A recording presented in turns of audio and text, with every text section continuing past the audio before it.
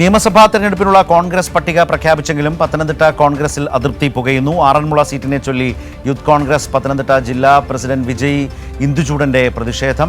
അബിൻ വർക്കിയാണ് മണ്ഡലത്തിലെ U D F സ്ഥാനാർത്ഥി ആയതിലാണ് പ്രതിഷേധം. റാന്നിയിൽ സീറ്റ് നിഷേധിക്കപ്പെട്ടതിൽ കോൺഗ്രസിനെതിരെ ഫേസ്ബുക്ക് പോസ്റ്റുമായി കോൺഗ്രസ് നേതാവ് റിങ്കു ചെറിയാൻ രംഗത്ത് വന്നിട്ടുണ്ട്. വിവരങ്ങളുമായി സുജു ടി ബാബു ചേരുന്നു. സുജു, വളരെ പ്രധാനപ്പെട്ട അസംതൃപ്തിയും അതിൻ്റെ പരസ്യമായ പ്രകടനവുമാണല്ലോ, അത് പ്രകടിപ്പിക്കലുമാണല്ലോ ചില നേതാക്കളിൽ നിന്ന് വരുന്നത്.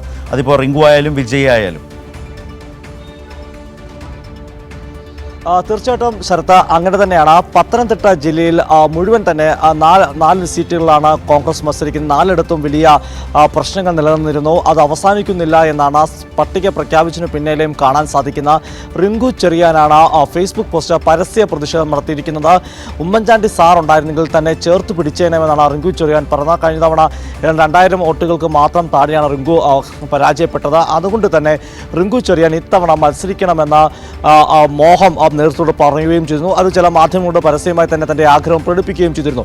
മാത്രമല്ല, ബിജ്ലി ആരോൺ പനവേലിൽ എന്ന് പറഞ്ഞ മറ്റൊരു നേതാവും അവിടെ സജീവമായി സീറ്റിന് വേണ്ടി നീക്കം നടത്തിയിരുന്നു. ഇവരെയെല്ലാം വെട്ടിക്കൊണ്ടാണ് KC വേണുഗോപാലിൻ്റെ ഇഷ്ടക്കാരനായിരിക്കുന്ന പഴകുളം മധുവിന് റാന്നി സീറ്റ് കൊടുത്തിരിക്കുന്നത്. അതുകൊണ്ട് റാന്നിയിൽ ഇത് വലിയ തർക്കമുണ്ട്.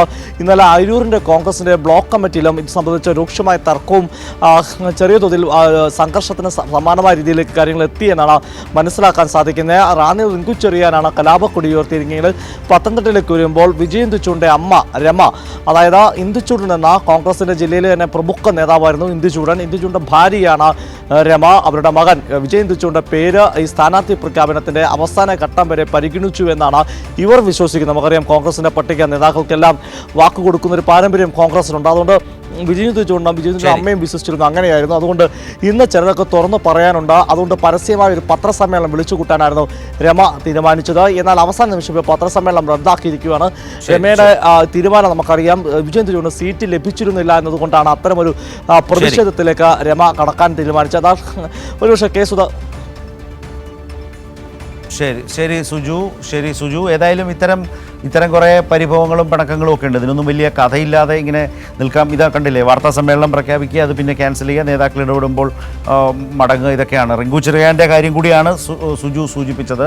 ഉമ്മൻചാണ്ടി ഉണ്ടായിരുന്നെങ്കിൽ ഇങ്ങനെയൊന്നും ആകുമായിരുന്നില്ല എന്ന് ആശ്വസിക്കാം റിങ്കു ചെറിയാനും. ഏതായാലും ഇപ്പോൾ കാര്യങ്ങൾ വ്യക്തമായിട്ടുണ്ട്. സുജു ടി ബാബുവാണ് അവിടെ നിന്ന് വിവരങ്ങൾ നൽകിയത്.